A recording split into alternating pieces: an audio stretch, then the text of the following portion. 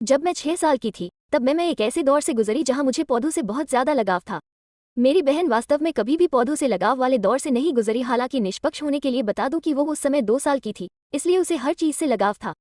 मैं बहुत सारे पौधे लगाना चाहता थी जिन्हें मैं पानी दे सकूं और उनकी देखभाल कर सकूं। लेकिन पौधों की देखभाल करने का मेरा हुनर कुछ खास नहीं था, इसलिए कुछ ही पौधे बच पाए। शायद एक कैक्टस बच पाया, लेकिन कैक्टाई बहुत ज्यादा समय तक अच्छी नहीं लगती। एक दिन ऐसा हुआ कि मेरे पिताजी एक स्पाइडर प्लांट घर ले आए। हमेशा की तरह जिस तरह से मैंने स्पाइडर प्लांट की कल्पना की थी वो ठीक वैसा नहीं था, लेकिन मैं भी बहुत खुश थी कि यह कैक्टस नहीं था। मेरे पिताजी ने कहा, इस स्पाइडर प्लांट की अच्छी देखभाल करने पर इसके छोटे बच्चे होंगे, फिर आप बच्चे के पौधे लगा सकते हैं और वे नए स्पाइडर प्लांट बनेंगे। यह मजेदार होगा, उन्होंने कहा। मान लीजिए कि मुझे लगता है कि मेरे पिताजी ने इसके साथ मेरे समर्पण को कम करके आंका होगा। स्पाइडर प्लांट नए एक जैसे बेबी स्पाइडर बेबी प्लांट बनाकर प्रजनन करते हैं। बेबी प्लांट जेनेटिक रूप से मूल पौधे जैसे होते हैं, यानी उनमें एक ही डीएनए होता है। मूल रूप से एक क्लोन। बेबी प्लांट लगाने पर वो स्पाइडर प्लांट बन जाता है, एक बच्चे के रूप में। मुझे नहीं पता था कि उस समय जो मैं देख रहा था वह असेक्सुअल प्रजनन था। असेक्सुअल प्रजनन के लिए केवल एक जीव की आवश्यकता होती है और परिणाम जेनेटिक रूप से समान होते हैं, बिल्कुल एक जैसे, कोई जेनेटिक विविधता नहीं। और कई बार एक फायदा ये भी हो सकता है कि यह बढ़िया और तेज हो सकता है क्योंकि इसमें केवल एक ऑर्गेनिज्म शामिल होता है। असेक्सुअल प्रजनन बैक्टीरिया जैसे बहुत ही सरल जीवों के साथ भी होता है।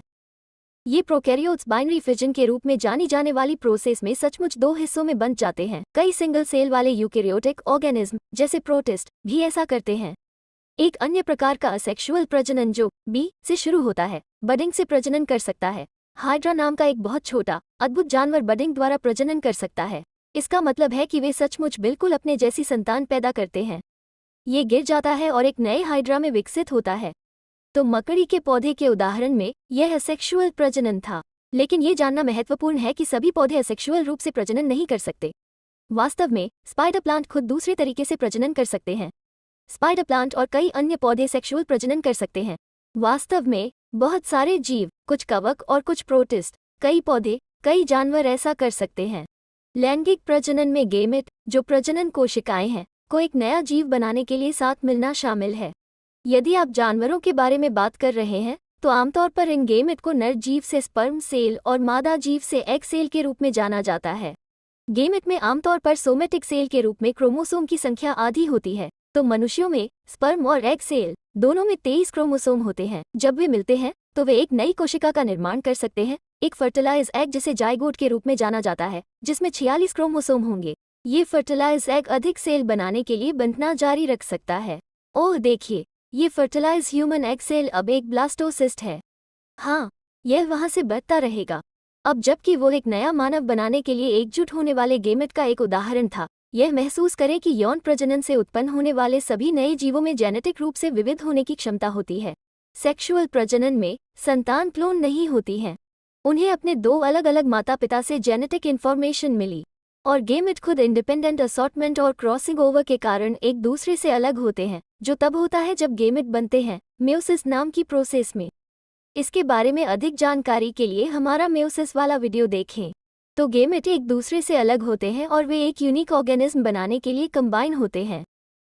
अब सेक्सुअल प्रजनन अधिक समय लेने वाला हो सकता है क्योंकि इसमें 2 गेमेट को एक दूसरे को खोजने और एकजुट होने की आवश्यकता होती है। असेक्सुअल प्रजनन से थोड़ा अधिक जटिल, जब कई मामलों में आप बस बांट सकते हैं। तो फिर सेक्सुअल प्रजनन का क्या फायदा है और यह महत्वपूर्ण क्यों है? अच्छी तरह से अलग अलग जीन का मतलब अलग अलग अभिव्यक्त लक्षण हो सकते हैं, और पर्यावरण में होने वाले बदलावों के मामले में अलग अलग अभिव्यक्त लक्षण फायदेमंद हो सकते हैं। आइए इन टिड्डियों पर विचार करें। मान लीजिए कि शुष्क मौसम के कारण वनस्पतियां उगने में बदलाव होता है और अब कुछ रंग की टिड्डियों को दूसरों की तुलना में आसपास के माहौल में घुल-मिल जाने में आसानी होती, जिसका अर्थ है शायद शिकारियों से छिपने का बेहतर मौका। संभावित रूप से फायदे वाले टिड्डों की बेहतर फिटनेस हो सकती है। लेकिन देखिए, सबसे पहले तो यह वेरिएशन होने का कारण ही सेक्सुअल प्रजनन है। विविधता के साथ निश्चित तौर पर कई फायदे मिल सकते हैं। अमीबा सिस्टर्स के लिए बस इतना ही, और आपको याद दिलाते चलें कि आपको यूं ही जिज्ञासु बने रहना चाहिए।